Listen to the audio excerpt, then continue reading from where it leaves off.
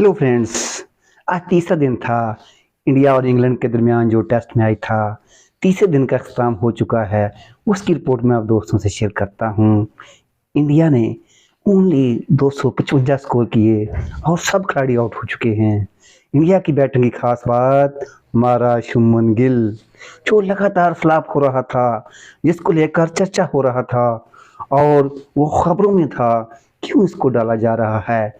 मैंने भी कल कहा था, जी हाँ, गिल के दाने पूरे हो चुके हैं। उसने लगता है मेरी बात ली है सुन। उसने कहा नहीं, मैं खेलूंगा। बहुत आला 104 स्कोर बनाए हैं। मजा आ गया, क्या क्लास की बैटिंग की है। और 11 चौके लगाए हैं और 2 सिक्स लगाए हैं। बहुत आला। क्योंकि आपके बारे में बातें इसलिए होती हैं गिल भाई, आपको दुनिया चाहती है, आप में टैलेंट ज़्यादा है, आप उसके बारक्स थोड़ा करते हैं। जैसे शुरू में बाबर आजम कर रहे थे वैसे ही आप कर रहे हैं। लेकिन अच्छा हुआ आपकी फॉर्म आ गई। 2-3 मैच आपको और मिलने थे, फिर आपने ऐसे गुम होना था। क्या बताऊँ आपको, फिर इधर किसी की जगह नहीं बनती। और हमारे पहले मैच के हीरो जसवाल, जिन्होंने 200 स्कोर किया था, वो सिर्फ 17 स्कोर बना सके हैं।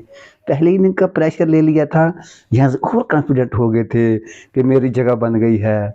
जी हाँ, उसके बाद हमारे रोहित शर्मा, पोलू बहुत ही आला किस्म के प्लेयर हैं। उनके बारे में भी दोस्त बातें करेंगे, इनको टीम में क्यों रखा है, क्योंकि वो लगातार परफॉर्म नहीं कर रहे। लेकिन मैं आप दोस्तों को बता दूं, रोहित शर्मा जैसा प्लेयर दुनिया में कोई नहीं है। उनकी जगह हमेशा रहेगी। वो 10, 15, 20 बारियां और भी ऐसे फ्लॉप हो जाएं, नो प्रॉब्लम, नो इशू। जब वो चाहें खुद, तो कमेटी को चाहिए फिर उनको फारग करें। ऐसे उनको हलाना, उनको डिसपॉइंट करना, ये आपको जेब नहीं देता। क्योंकि बातें होनी है। जब भी कोई फेल होता है तो फिर ज़्यादा बातें होती हैं। जब वो आला करता है तो फिर उसके बारे में थोड़ा थोड़ा बोला जाता है, 1 दिन 2 दिन। जब कोई फेल होता है तो फिर लगातार उसी का चर्चा होता है। रोहित शर्मा, आपकी बैटिंग देखकर, आपकी परफॉर्मेंस देखकर मुझे शर्म आ रही है। आपकी परफॉर्मेंस से ऐसी तो मुझे बिल्कुल नहीं, और ना ही क्रिकेट फैन जो जो आपका फैन है आपसे ऐसा चाहता है। थोड़ी सी तवज्जो अपने पेट पर, अपनी परफॉर्मेंस पर, अपने फोकस पर, जो जो आप करना कर सकते हैं वो करें। क्योंकि आपके फैन आपसे ज़्यादा एक्सेप्ट करते हैं। और एक बार फिर लेयर नाकाम हुए हैं। अगर कोहली अगले मैच में फिट हुआ तो जो लेयर हैं उसकी पक्की छुट्टी होगी। गिल को तो फिर चांस मिल जाएगा। और अक्षर पटेल ओनली 45। एक बात कहूँ मैं आपको, इंडिया ने स्कोर तो इतना ज़्यादा कर दिया है, लेकिन इंडिया की बैटिंग में वो दमखम नज़र नहीं आ रहा। जितनी इनमें एबिलिटी है उस हिसाब से ये कर नहीं रहे। पहली इनिंग्स थी, उसमें 400 स्कोर था तो एक बंदे के 200 स्कोर थे। और दूसरी इनिंग्स में 250 स्कोर है तो उसमें एक बंदे का 100 है, बाकी का थोड़ा थोड़ा कंट्रीब्यूशन है। ये इनकी शान के खिलाफ है। क्या इसलिए रहा हूँ, आप एशिया की वो वाहिद टीम है जो ऑस्ट्रेलिया को ऑस्ट्रेलिया में, इंग्लैंड को इंग्लैंड में, न्यूजीलैंड को न्यूजीलैंड में, और बाकी जो हमारी एशिया की टीमें हैं वो ऐसा कर नहीं सकती। हाँ, कभी कभी किसी का दाव लग जाता है, तुक्का लग जाता है, जैसे वेस्ट इंडीज का लग गया है ऑस्ट्रेलिया में। लेकिन जो आप कर सकते हैं वो कोई और नहीं कर सकता। इसलिए गिल हो, रोहित शर्मा हो, या कोई और आला किस्म का कोहली जैसा प्लेयर जब परफॉर्म नहीं करेगा तो फिर बातें तो होंगी ना। फैन का दिल करता है आप परफॉर्म करें, जब आप परफॉर्म नहीं करते तो सारी की सारी तो जो आप पर होती है। इसलिए हल्की फुल्की आपसे बातें सब दोस्त करते हैं, लेकिन बात उस पर ही की जाती है जिससे मोहब्बत हो, जिससे ज़्यादा तवक्को की जा रही हो। आपसे तवक्को ज़्यादा होती है, इसलिए आपके खिलाफ बातें भी ज़्यादा होती हैं। ओ जी हाँ, अब इंग्लैंड के बॉलरों का तज़किरा ना किया जाए तो ये भी ज़्यादती है।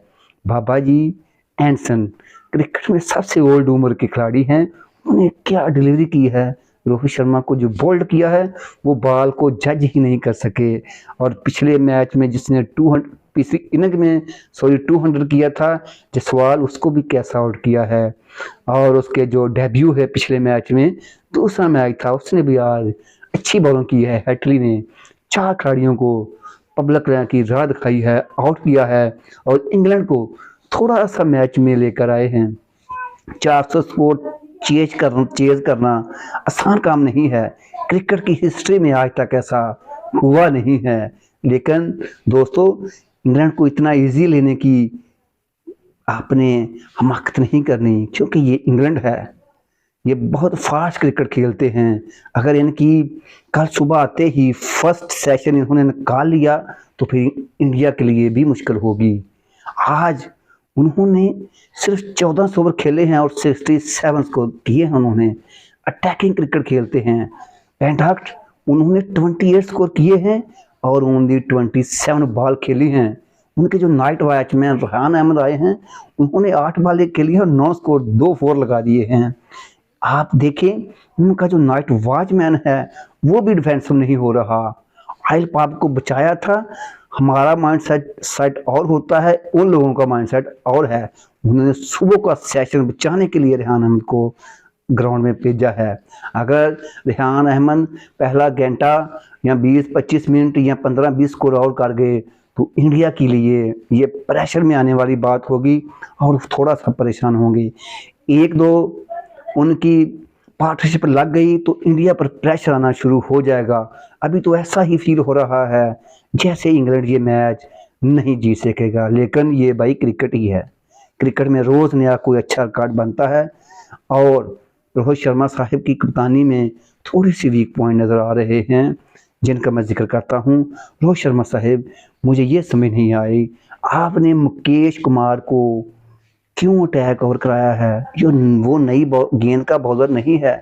पहले तो मुझे ये समझ नहीं आती सिराज को क्यों रेस्ट दी गई है।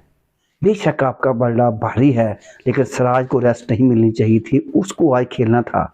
चलो कोई बात नहीं, आपने उनको रेस्ट दे दी। आप अटैक करो, कुलदीप यादव को न्यू गेंद करवाने दो, कोई बात नहीं। 2-3 छक्के उनको पड़ जाएंगे, नो प्रॉब्लम।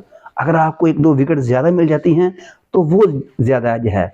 आप ख्याल करें, बेन स्टोक्स ने जो लास्ट में कप्तानी की है, उनकी सोच ही कुछ और है, उनका लेवल ही कुछ और है।